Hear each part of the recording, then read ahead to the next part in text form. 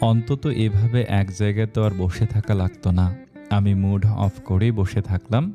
লাঞ্চের সময় উনি কিছু বলার আগেই আমি চলে আসি। ইতিকে ডেকে ওর সাথে লাঞ্চ করতে বসি। ইতি তখন বলে, "এবার বল কি এত হাজার কথা তোর বলার আছে?" আসলে ইতি, আমি এখন ম্যারেড। তুই হয়তো জানিস। ইতি চমকে উঠে বলে, "কি? কবে? আর কার সাথে?"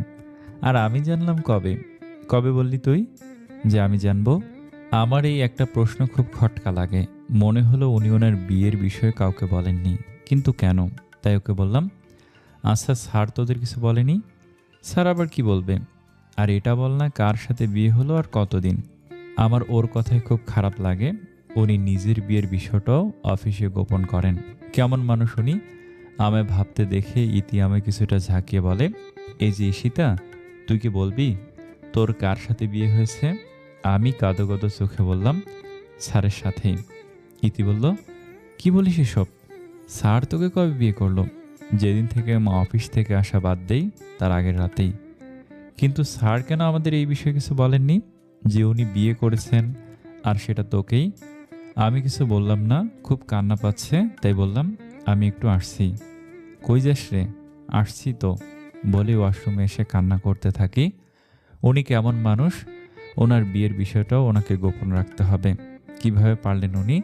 আমি ওনার স্ত্রী, আর আমার বিষয়েও উনি অফিসে বলেননি। ওনার থেকে আর কি আশা করা যায়, যে কিনা তার স্ত্রীর সাথে এমন আচরণ করেন? ওনার কাছে হয়তো এই বিয়েটার কোনো মূল্যই নেই, তাই হয়তো কাউকে বলেননি। আমি ভালো করে চোখ মুখ ধুয়ে আবার আসি ইতির কাছে। সে অবশ্য বুঝতে পারেনি আমি কান্না করেছি। ইতি আমায় বলল, "আচ্ছা তোদের বিয়ে হওয়া তো তাহলে 2 মাস পার হবে, তাই না?" আমি বললাম, "হুম।" ইতি বলল, "তবে কোনো ফাংশন?" "এসব বাদ দে তো এখন, আমায় খেতে দে।" বলেই খাওয়াতে মনোযোগ দিলাম। তখন ইতি বলল, "কিন্তু স্যার এমন করলো কেন? তুই কি এবার চুপ থাকবি?" ইতি আর কিছু বলল না। আমি খেতে পারছি না, তবু অনেক কষ্টে খাচ্ছি। তখন জানি না কোথায় থেকে আমাদের অফিসের কয়েকজন মেয়ে এমপ্লয়ি এসে জোরে জোরে একজন মেয়ে বলে, "এই জানিস, আজকে না আমি যখন অফিসে আসছিলাম তখন ইসি থেকে স্যারের গাড়ি থেকে নামতে দেখলাম।" তখন আরেকজন মেয়ে বলে, "অফিসের বস পেয়েছে তাই হয়তো নিজের রূপে পটিয়ে নিয়েছে। আর অনেক দিন থেকে তো অফিসেও আসতে দেখি না, বুঝিস না কি চলছে?" ইতি ওদের ওসব কথা শুনে রেগে উঠতে গেলেই আমি ওর হাতের উপরে হাত রাখি। সে আমার দিকে তাকাতেই আমি তাকে না সূচক ইশারা করি। ইতি বলে, "কিন্তু..." তখন আবার আরেকটা মেয়ে বলে, "এই যে ঈশিতা, একটু টিপস দিবা বসকে কিভাবে পটাই? তাহলে আমিও একটু ট্রাই করব।" তখন আরেকটা মেয়ে বলে, "আরে টিপস আবার দেওয়া লাগে? বুঝিস না, এই পুরোটা সময় তো ও স্যারের কেবিনেই ছিল। কি কি হয়েছিল ভাবতে পারিস?" বলেই তারা হাসাহাসি করে। তারা অবশ্য আরও অনেক কিছুই বলেছিল, কিন্তু আমি আর কিছু শুনি না, কারণ আমার আর কিছুই সহ্য করার ক্ষমতা নেই। আমি ওখান থেকে দৌড়ে চলে আসি। আর থাকবই না এই অফিসে। আমি অফিসের মেইন গেট যেই না খুলতে যাব তখন জানি না কে আমার হাত অনেক শক্ত করে ধরে নেয়। আমি রেগে তার দিকে তাকাতেই থমকে যাই, কারণ এটা উনি। রাগী চোখে আমার দিকে তাকিয়ে বললেন, "আমার পারমিশন ছাড়া তুমি কোথায় যাও?" আমি বললাম, "আমি বাসায় যাব।" "কেন?" "এমনি, এমনি ভালো লাগছে না তাই।" উনি হঠাৎ আমার কপালে হাত দিয়ে বললেন, "এনিথিং রং? শরীর খারাপ? প্লিজ আমি বাসায় যাব।" উনি আমার হাত ধরেই অফিস থেকে বের হয়ে আসলো। অনেকে অবশ্য দেখলো, জানি না আবার কি বলবে এটা নিয়ে। উনি ড্রাইভ করছেন আর আমি নীরবে চোখের পানি ফেলছি, মানে মনে মনে। উনি অবশ্য এটা দেখতে পাবেন না। বাড়িতে আসতেই আমি গাড়ি থেকে নামতে উনি বলেন, "তুমি কান্না করেছো?" আমি থমকে গেলাম। উনি বুঝলেন কিভাবে? যেখানে ইতিই বুঝতে পারল না। আমি তার দিকে তাকিয়ে বললাম, "না, একটু জ্বর জ্বর লাগছে তাই চোখ দিয়ে পানি ঝরছে। কথাগুলো বলতেও পারছি না, কষ্টে আটকে যাচ্ছে কথা।" উনি বললেন, "টেক কেয়ার, আমি ডক্টরকে পাঠিয়ে দিচ্ছি। আমার একটা ইম্পর্টেন্ট মিটিং আছে, আমি তাড়াতাড়ি আসার চেষ্টা করব।" আমি আর কিছু বললাম না, চলে আসলাম ভেতরে। এখন ওনার এত ভালো কথাও এত কেয়ারিং, যেন আমার ফেক মনে হচ্ছে। কষ্ট হচ্ছে উনি কিভাবে পারলেন। আজকে ওনার জন্যই তো ওরা আমাকে এতগুলো কথা শোনালো। আমি কখন কি করলাম? উনি তো সেদিন আমায় জোর করে কিস করলেন রাগের মাথায়। ওনাকে একটা থাপ্পড় দিতেই উনিও সেটার প্রতিশোধ নিতেই আমাকে জোর করে বিয়ে করেন। আমি তো চাইনি ওনার জীবনে যেতে, উনিই তো জোর করে আমায় বিয়ে করলেন। তবে কি এই বিয়ের কোনো মূল্য নেই? কেউ জানে না এই বিয়ে? তবে আমাকে বিয়ে করার দরকার কি ছিল? যদি প্রতি রাতে ভোগ করাই এর আসল উদ্দেশ্য হয় তবে আগেই বলে দিত। অন্তত এক রাতের জন্য তার কাছে নিজেকে বিলিয়ে দিতাম। এভাবে সারা জীবন তো কষ্ট দেওয়ার কোনো মানে হয় না। আমি কান্না করছি, খুব কান্না। একটু পরেই কেউ কলিং বেল বাজায়। আমি ভালো করে চোখ মুছে দরজা খুলতেই দেখি একজন ডক্টর আমার সামনে। আমি তাকে ভেতরে আসতে বলি। প্রথমে থার্মোমিটার দিয়ে আমার জ্বর মাপলো, 103 ডিগ্রি। এটা কোনো জ্বর হলো? তবু উনি কি মেডিসিন লিখে দিলেন। এখন উনি আমার প্রবলেমগুলো জানতে চাইছেন। ওনাকে কি প্রবলেমের কথা বলবো আমি? ওনার জন্যই তো আমার জীবনের সব প্রবলেম শুরু। আর উনি কিনা একজন ডক্টরকে পাঠাচ্ছেন আমার প্রবলেমের সলভ করার জন্য। তবু ওনাকে মিথ্যে বললাম একটু জ্বর জ্বর পাচ্ছে। উনি আমাকে আরও কয়েকটা মেডিসিন লিখে দিয়ে চলে গেলেন। একটু পরেই ওনার কল। বললেন ডক্টরের প্রেসক্রিপশনের ফটো পাঠাতে। ইচ্ছা না থাকা সত্ত্বেও ওনার কথা শুনতে হচ্ছে, কারণ আমার আর কোনো পথ খোলা নেই। ভাবলাম আজকেই বাসায় চলে যাব, কিন্তু কিভাবে? কি বলবো তাদের? তারা যে খুব কষ্ট পাবে। তারা বিশ্বাসই করতে পারবে না যে তার জামাই এমন একজন মানুষ। ভাবলাম নিজের জন্য না হলেও আব্বু আম্মুর জন্য আমাকে এখানে থাকতে হবে। জানি না কান্না করতে করতে কখন যে ঘুমিয়ে পড়েছি। উনি এসে আমায় ডাকছেন। আমি উঠে দেখলাম উনি অন্য শার্ট পরে আছেন আর ওনার চুলও ভেজা। বুঝলাম অনেক সময় হলো ওনার বাসায় আসা। আমি তাড়াতাড়ি উঠে বসতেই উনি বললেন, রিল্যাক্স। আমি মনে মনে বললাম, আপনি বলেই তো এত ভয়। ডিনার করে নাও, তোমার মেডিসিন আছে। আমি কিছু না বলেই ওয়াশরুমে চলে গেলাম। ফ্রেশ হয়ে এসে নিচে গিয়ে ডিনার করে নিলাম। তারপর উনিও করে নিলেন। ডিনার শেষ করেই আমাকে কয়েকটা মেডিসিন দিলেন। আমি কিছু না বলেই খেয়ে নিয়ে উপরে চলে গেলাম। তারপর রুমের সব লাইট অফ করেই শুয়ে পড়লাম। একটু পরে উনি আসলেন। উনি বললেন, ঘুমিয়ে পড়েছো? আমি কিছু বললাম না। উনি ভাবলেন হয়তো আমি ঘুমিয়ে পড়েছি, তাই আর কিছু বললেন না। উনিও ওইদিকে ঘুরে গেলেন। এদিকে আমি অঝরে কান্না করছি। একটু পরেই হঠাৎ উনি লাইট জ্বালিয়ে উঠে বসে বললেন, ঈশিতা ওঠো, আমি জানি তুমি জেগে আছো। কথাটা অনেক রেগেই বললেন মনে হলো আমার। আমি তবু কিছু বললাম না। উনি আমাকে একটা হ্যাঁচকা টান দিতেই আমি উঠে বসি। আমি মাথা নিচু করে আছি, এখনও কান্না করছি। উনি বললেন, তুমি কান্না কেন করছো? অনেক থেমে থেমে কথাটা বললেন। তবুও আমি কিছু বললাম না। কান্না করছি নিচের দিকে তাকিয়েই। উনি আমার চোখের পানি মুছিয়ে দিয়ে বললেন, what's wrong with you Ishita, are you okay? আমি তার দিকে তাকালাম, তবুও কিছু বললাম না। উনি বললেন, অফিসে কি হয়েছে? আমি কিছু বললাম না। উনি বললেন, দেখো ঈশিতা, প্লিজ এভাবে কান্না করো না। আমি জানি না আমার হঠাৎ কি হলো, ওনাকে জড়িয়ে ধরে আরও জোরে জোরে কান্না করতে লাগি। অথচ আমার এই কান্নার কারণ উনি নিজেই। তবে ওনাকে এই মুহূর্তে খুব ভরসা করতে ইচ্ছে হলো। এই বুকটাই যেন আমার শেষ আশ্রয়স্থল। কান্না করতে করতে আমি জ্ঞান হারিয়ে ফেলি। যখন উঠি তখন দেখি আমি ওনার বুকে মাথা রেখে আছি আর উনি আমার মাথায় হাত বুলিয়ে দিচ্ছেন, যেন মা তার ছোট্ট শিশুকে তার বুকে যেভাবে আগলে রাখে উনিও ঠিক তেমন করছেন। আমায় উঠতে দেখে উনি বললেন, are you feel better now? আমি ওনাকে কিছু না বলেই উঠতে গেলে উনি আমার হাত ধরে নেন। সারা রাত এভাবে প্রোটেক্ট করলাম আর একটা থ্যাংক ইউ না বলেই চলে যাচ্ছ? থ্যাংক ইউ বলেই আবার যেতে লাগলে উনি বলেন, এভাবে কিভাবে হয়? তো কি চান আপনি? উনি এবার বললেন, এবার ঠিক কথায় এসেছ। আমি মনে মনে ভাবলাম, তবে কি করবেন এখন উনি? এখন আমার মন খারাপ আর এখন ওনার মনে ওইসব ঘুরপাক খাচ্ছে। উনি আমার ঠোঁটের দিকে এগিয়ে আসছেন। এখন আমার ইচ্ছে না থাকলেও ওনাকে কিস করতে দিতে হবে, তাই ভয়ে চোখ মুখ বন্ধ করে রাখলাম। হঠাৎ করে স্পর্শ আমার কপালে পড়তেই চোখ খুলে দেখি উনি ওনার জায়গায় শুয়ে আছেন। তারপর বলেন, তুমি কি মনে করো এখন আমি তোমার ঠোঁটে কিস করব? ইম্পসিবল। আগে যাও, ফ্রেশ হও গিয়ে। আমি মনে মনে বললাম, আপনার কাজ দেখেই তো মনে হচ্ছে, আমার কি দোষ এতে? আমি আর কিছু না ভেবে শাওয়ার নিতে চলে গেলাম। কয়েকদিন কেটে গেল, আমি ভুলেই গেলাম প্রায় সেদিন ওই মেয়েগুলোর বলা কথাগুলো। সেদিনের পর থেকে আমি আর অফিসে যাইনি। উনিও আমায় আর অফিসে নিয়েও যাননি। হঠাৎ একদিন উনি অনেক তাড়াতাড়ি চলে আসলেন। তারপর উনি শাওয়ার নিতে চলে গেলেন। উনি শাওয়ার শেষে বাইরে আসতে আমি বললাম, আজকে হঠাৎ এই সময়ে? এমনি ইচ্ছে হলো তাই। আজকে ছাদে যাওনি? না, ভালো লাগছে না তাই। কেন? আমি বললাম, এমনি। উনি জানি না কোথায় চলে গেলেন। একটু পরেই রুমে এসে বললেন, ছাদে যাও। কিন্তু এই সময় কেন? তো অন্য কোনো রুমে যাও। কিন্তু কেন? আমি বেশি কথা বলা পছন্দ করি না। আমি তাই অন্য একটা রুমে চলে আসলাম। দেখলাম উনি দরজা লক করে নিলেন, কিন্তু কেন বুঝলাম না। রাত 9:30 বাজে, কিন্তু জানি না উনি কি করছেন ওই রুমে, এখনও আসছেনই না ডিনার করতে। আমি তাই দরজা নক করতে উনি বিরক্ত হয়ে দরজা খুলে বলেন, হোয়াটস হ্যাপেন্ড? আমি বললাম, অনেক রাত হয়েছে, ডিনার করবেন না? উনি বললেন, না। কিন্তু কেন? ইচ্ছে নেই তাই? তোমার ইচ্ছে হলে তুমি ডিনার করতে পারো, বলেই আবার দরজা লক করে দেন। উনি খাবেন না, তাহলে আমি কি একা একা খেতে পারি? তবুও খাবেন না, ঠিক আছে, তো ভালো করে বললেন না যে? না তো, কত খারাপ উনি। তাই না খেয়ে থাকলাম। রাত 10:30 বাজে, কিন্তু জানি না উনি এখনও ওই রুমের দরজা লক করে কি করছেন। আমি কি ঘুমাবো না? তাই আমি আবার নক করলাম। উনি এবার আরও বিরক্ত হয়ে বললেন, কি হলো? কি করছেন আপনি? That's none of your business.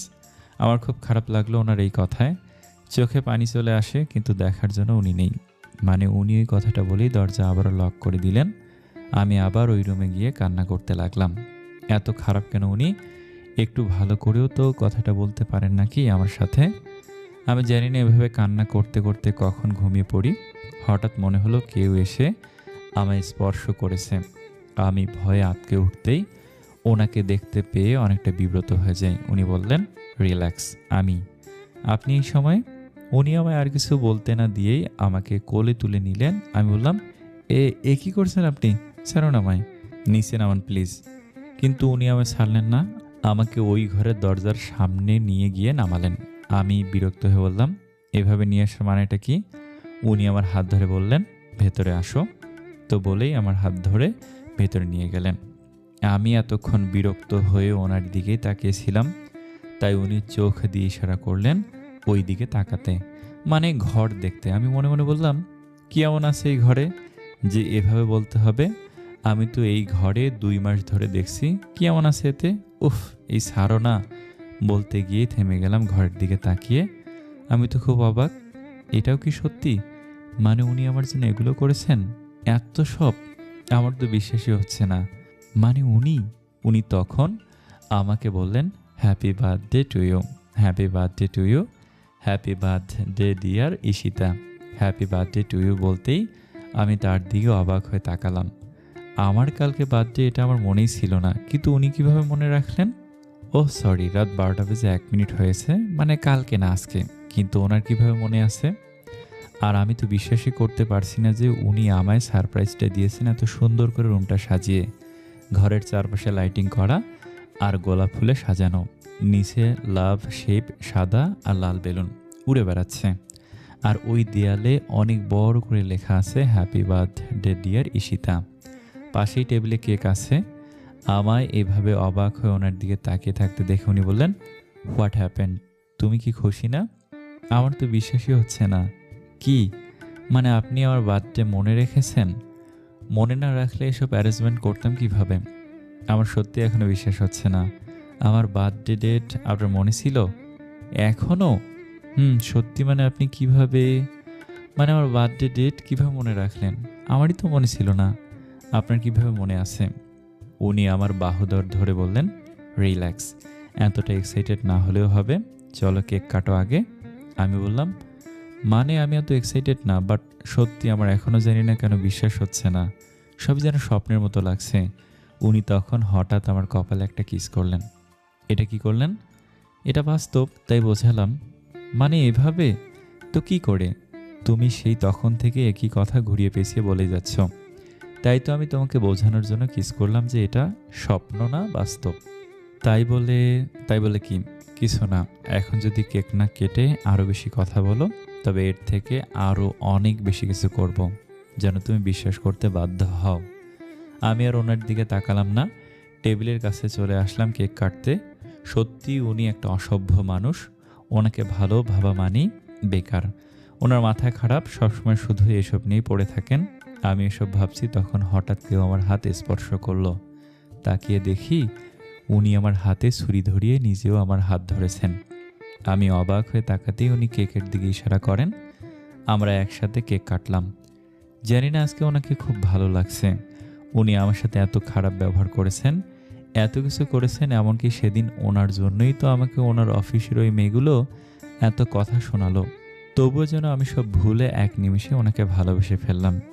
এটা কি সত্যি? উনি কেক কাটতেই আমার সামনে কেক ধরে ইশারা করলো খেতে। লজ্জা লাগছিল, তবুও খেলাম। এই প্রথম উনি আমায় নিজ হাতে খাইয়ে দিলেন। খুব ভালো লাগলো। আমাকে দিবে না? কি? কেক। মানে? কি? এখন কেক খেয়ে দিতেও কি মানে করা লাগবে? আমি আর কিছু বললাম না। ওনার সামনে কেক ধরতে উনি নিজেই খেয়ে নিলেন। তারপর উনি বললেন, বসো। আমি বসলে উনি আমার প্লেটে আগে খাবার সার্ভ করেন, তারপর নিজের প্লেটে। আমি খাচ্ছি না দেখে আমায় খেতে ইশারা করলেন। আমি তাড়াতাড়ি খাওয়া শেষ করেই উঠে বারান্দায় চলে গেলাম। একটু পরে উনি এসে বললেন, আজব মানুষ তো তুমি। আমিও ওনার দিকে তাকিয়ে বললাম, কেন? তোমার জন্য এত কিছু করলাম অথচ তুমি একটা ধন্যবাদ পর্যন্ত দিলে না। আমার মনে হলো তাই তো, সত্যি অনেক বড় ভুল করে ফেলেছি। সরি। চাইছি থ্যাংক ইউ আর দিস সরি। তোমার কি মাথায় খারাপ? আমি বললাম, না না, তা হতে যাবে কেন? আসলে এতক্ষণ আপনাকে থ্যাংক ইউ বলিনি, তাই সরি। আর সত্যি আপনাকে অসংখ্য ধন্যবাদ। আজকে সবচেয়ে সেরা রাত আপনি আমাকে উপহার দিয়েছেন, যে আমি কখনোই ভুলব না। উনি আর কিছু বললেন না। আমি গ্রিলের উপরে হাত রেখে দাঁড়িয়ে আছি। হঠাৎ উনি আমার হাতের ওপর হাত রাখেন। আমি অবাক হয়ে ওনার দিকে তাকাই, কিন্তু ওনার হাতে কিছুই যায় আসে না। উনি তো চাঁদ দেখতে ব্যস্ত। হঠাৎ উনি বলেন, তোমার মনে আছে একদিন আমি বলেছিলাম যে চাঁদের থেকেও সেদিন একটা জিনিস খুব সুন্দর লাগছিল? আমি বললাম, হুম। কি সেটা জানো? আমি বললাম, না তো, আপনি তো সেদিন বলেননি কিছু। যে নিজেই চাঁদের থেকে সুন্দর, তাকে আবার কি বলে দেওয়া লাগবে? যে নিজেই মানে? বলতে গিয়ে থেমে গেলাম। উনি আমার দিকে তাকিয়ে কথাটা বললেন। তার মানে উনি আমার কথা বলছেন। বুঝলাম এটা আমি। তবে কি উনিও আমায় ভালোবাসেন? সেটা কিভাবে হয়? আর যদি ভালো নাই বাসে, তবে আমার বাঁ হেঁটে কিভাবে মনে রাখলো? উনি হঠাৎ আমার হাতে উনি একটা ডায়মন্ডের রিং পরিয়ে দিলেন। আমি তো আরও অবাক। এটা তো আমার বার্থডে গিফট। আমি খেয়াল করলাম একেবারে পারফেক্ট মাপ। কিন্তু কিভাবে? আমাকে তো নিয়ে গিয়ে আর উনি রিংটা কেনেননি, তবে মাপ ঠিক হলো কিভাবে? আর ওনার আঙ্গুলের সাথে তো আমার আঙ্গুলের মাপ সেম হবে না, তাহলে কিভাবে? প্রশ্নটা অবশ্য মনেই রেখে দিলাম। আমায় ভাবতে দেখে উনি বললেন, পছন্দ হয়নি? আমি বললাম, তেমন কিছু না, অনেক সুন্দর এটা। উনি বললেন, অনেক রাত হয়েছে, তোমার ঘুমানোর প্রয়োজন। আমি হুম বলেই তাড়াতাড়ি রুমে গিয়ে বিছানায় শুয়ে পড়ি। উনিও এসে লাইট অফ করে আমার পাশে শুয়ে পড়েন। তবে আজ আজব কাজ হলো, অনেকদিন পরে আজকে উনি আমায় জড়িয়ে ধরলেন। এই প্রথম ওনাকে আমি এত অনুভব করলাম। ওনার এই স্পর্শটা যেন আমার কাছে খুব মূল্যবান। উনিও ঘুমিয়ে পড়েছেন, কিন্তু আমি আজকে পারছি না। খুব অন্যরকম লাগছে ওনার এত কাছে এসে। আমি অনেক কষ্টে ঘুমালাম। পরের দিন উঠে দেখছি উনি রুমে নেই। আমি ফ্রেশ হয়ে নিচে যাই। উনি ব্রেকফাস্ট তৈরি করছেন আর ফোনে কথা বলছেন। দেখে লাগছে খুব বিজি আজকে উনি। আমি কিছু বললাম না তেমন। আমরা ব্রেকফাস্ট শেষ করতেই উনি অফিসে চলে গেলেন। আমি বসে আছি একা একা। আম্মুকে কল করলাম। আজকে আম্মু আমাকে বার্থডে উইশ করলো না। মনটা খুব খারাপ হয়ে গেল। যেখানে স্যারের মনে ছিল, সেখানে আম্মু কিভাবে ভুলে গেল। ভাবলাম আব্বুকে কল করি। আব্বুকে কল দিয়েও সেম। উনি এখন কাজে আছেন, তাই রেখে দেই। ধুর, এসব কি? যেখানে সেই পাষাণ স্যারের আমার বার্থডে ডেট মনে ছিল, সেখানে আমার আব্বু আম্মু কিভাবে ভুলে গেল? এটা কোনো কথা? সবাই ঠিকই বলে বিয়ে হলে সবাই পর হয়ে যায়। এখন পর হয়ে গেছি, তাই এত কিছু মনে রেখে কি হবে? তাই আমি মুড অফ করে বসে থাকলাম। সন্ধ্যার একটু আগে উনি এসে বললেন, রেডি হও। আমি বললাম, কেন? উনি রেগে আমার দিকে এগিয়ে আসতেই আমি বললাম, ওয়েট, বলেই ওয়াশরুমে চলে গেলাম। ফ্রেশ হয়ে এসে দেখছি বিছানায় শপিং ব্যাগ ফেলে রেখেছেন উনি। আমায় বললেন, এটা পরে ফার্স্ট রেডি হও, বলেই উনিও শাওয়ার নিতে চলে গেলেন। এদিকে আমি রেডি হতে গিয়ে অবাক। উনি আমার ফেভারিট কালারের ড্রেস নিয়ে এসেছেন, মানে মিষ্টি কালার। কিন্তু উনি জানলেন কিভাবে যে এটা আমার ফেভারিট কালার? যাই হোক, আমি রেডি হয়ে নিলাম। এদিকে উনিও ওয়াশরুম থেকে বেরোতেই আমি অবাক, কারণ উনিও একটা মিষ্টি কালারের শার্ট পরেছেন। আমায় এভাবে অবাক হয়ে তাকিয়ে থাকতে দেখে উনি বললেন, এইভাবে তাকাইও না, নজর লেগে যাবে। আমি তো ওনার কথাই খুব অবাক। বলেন কি উনি? আমি অন্যদিকে ঘুরে মুখ ভেংসি কেটে বললাম, বয়ে গেল আপনাকে আমার এভাবে দেখতে, যেন নজর লেগে যায়। নিজেকে এতটা হ্যান্ডসাম ভাবা ঠিক না। আপনাকে দেখতে তো। বলতে গিয়ে থেমে গেলাম, কারণ পেছন ফিরে দেখি উনি আমার খুব নিকটে। আমি ভয়ে ঢোক গিললাম। আর উনি ভুরু কুঁচকে আমার দিকে তাকিয়ে বললেন, আমাকে দেখতে তো। আমি বললাম, আপনাকে দেখতে তো। বলো, আমাকে দেখতে তো কি? আমি আর কিছু বলতে পারলাম না। উনি আমার দিকে এগোতে লাগলেন আর আমি পেছনে যেতে লাগলাম। আমি পেছনে যেতেই আছি আর উনি আমার দিকে এগোতেই আছেন। পেছনে যেতে যেতে আমার পিঠ একসময় দেয়ালে ঠেকে যায়। উনিও এসে আমায় ঘিরে নেন। তারপর বলেন, "কি হলো বলছো না কেন? আমাকে দেখতে তো কি লাগছে?" ভয়ে আমার কথা আটকে যাচ্ছে। বলতেই পারছি না কিছুই। তবু ভয়ে ভয়ে বললাম, আপনি আপনার মানে?" উনি আমার আরও কাছে চলে এসেছেন। হুম, আমার মানে কি?" আমি ভয়ে চোখ মুখ খিঁচে বন্ধ করে নেই আর উনি আমার কাছে এগোতেই আছেন। আমি চোখ বন্ধ করে রাখলেও তা খুব ভালো করে অনুভব করছি। ওনার নিঃশ্বাস আমার মুখে আছড়ে পড়ছে। আমি ভয়ে হাত শক্ত করে মুঠ করে নিয়েছি। কিন্তু এ কি? উনিও আমার হাত আরো শক্ত করে দেয়ালে চেপে ধরলেন। চোখ যে খুলবো ভয়ে সেই সাহসটাও পাচ্ছি না। তবুও ভয়ে ভয়ে চোখ খুলতেই দেখি উনি আমার দিকে তাকিয়ে আছেন।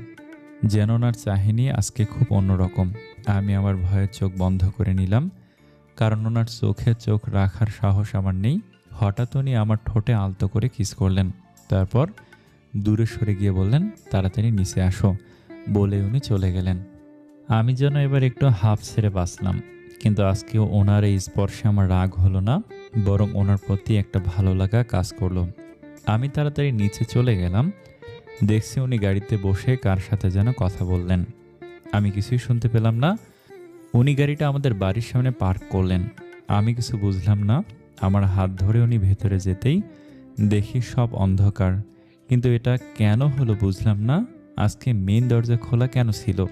আম্মু তো কখনো এত কেয়ারলেস না যে এভাবে সন্ধ্যার পরে দরজা খুলে রাখবে।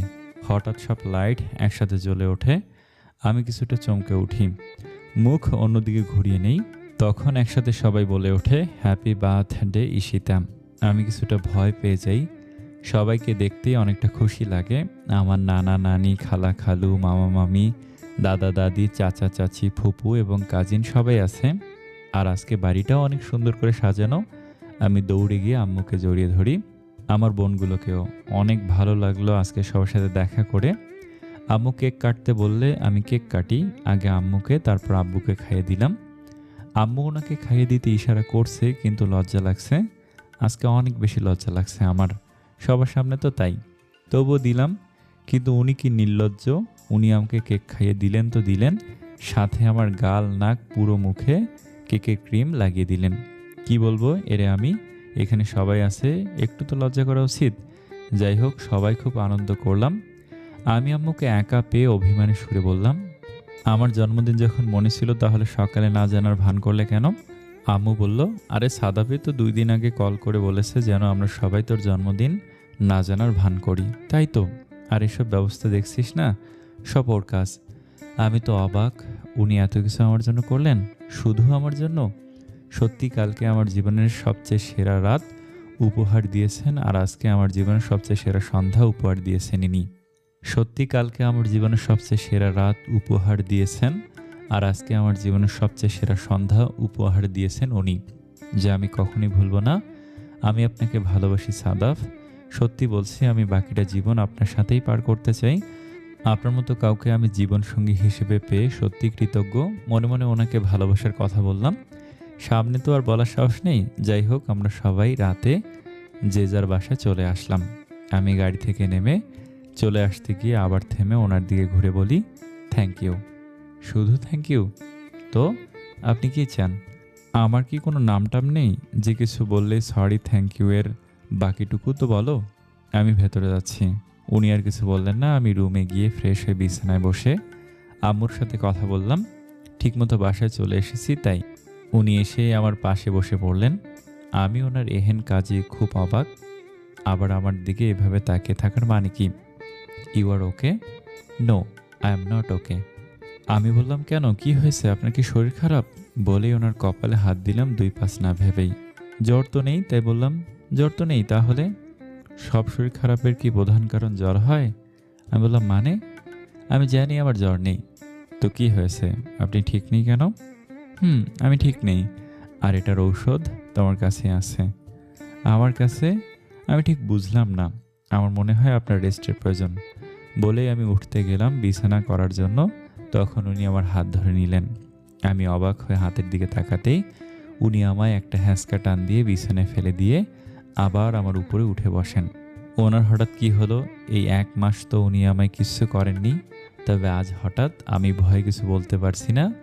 আর উনি আমাকে এভাবে ধরে আমার দিকে তাকিয়ে আছেন। আমি জানি না এত কি দেখছেন। আমি বললাম, কি করছেন আপনি? আমায় ছাড়ুন। করিনি এখনো, তবে করব এখন। কি করবেন আপনি? শাস্তি দেব। শাস্তি? কি শাস্তি? আমাকে নাম না ধরে ডাকার জন্য শাস্তি।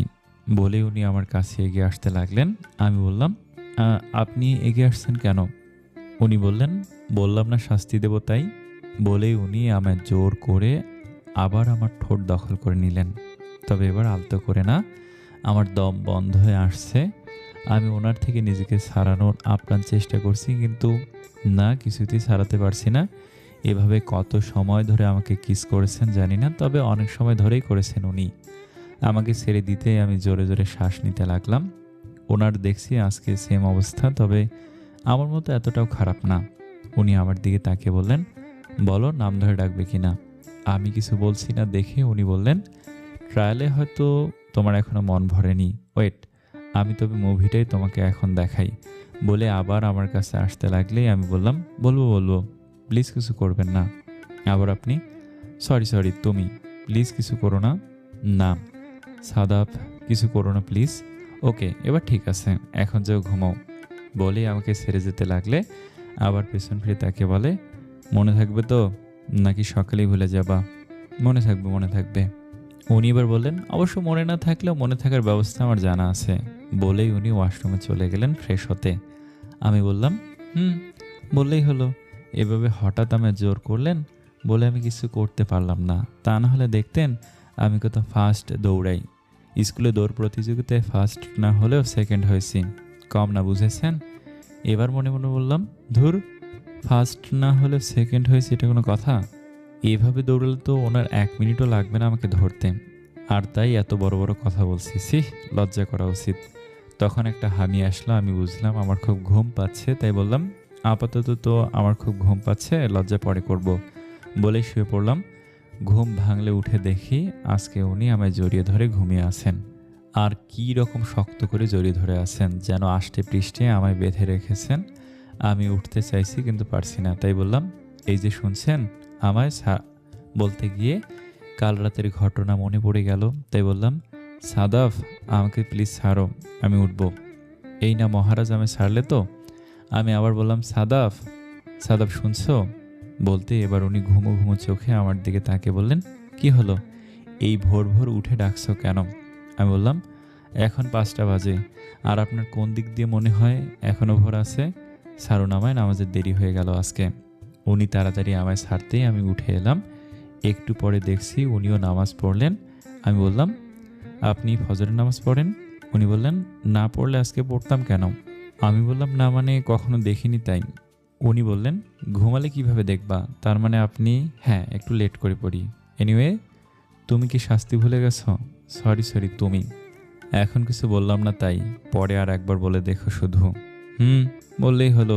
নিকুচি করেছে আপনার হুমকির, পারবো না মানতে।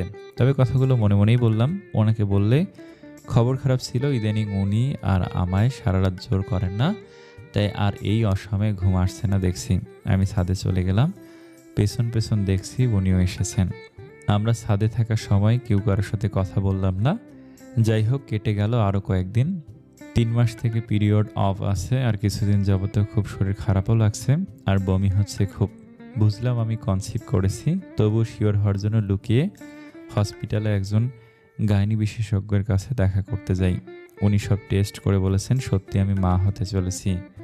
অনেক সুন্দর একটা নিউজ, তবে কাউকে অবশ্যই এই বিষয়ে এখনও কিছু বলিনি। ভেবে রেখেছি আগে একটা সুন্দর সময় ওনাকে বলে সারপ্রাইজ দেব, তারপর বাসায়। অপেক্ষা করছি এই সুন্দর সুযোগের।